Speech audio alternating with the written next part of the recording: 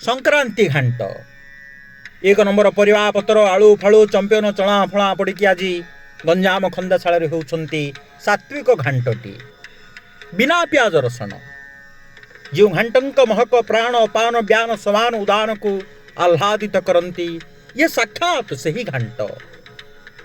कौन कौन पड़ी आहिरे आलू मुनिका बोईतालू बांगण कदिल आदि जतिपात एवं सुलीचणा बरगुड़ी भली मंजी सबू खंजपट होती काम घिओरे खाली अदा जीरा तेजपत्र जहाँ टिके जणा होती मध्यम बहल जहाँ खाइबे भल खाइबे अगड़म बगड़म सगड़म खाइबेनी खाइले शरीर नाना आदि प्रकार रोग व्याधिर शिकार हो पारे।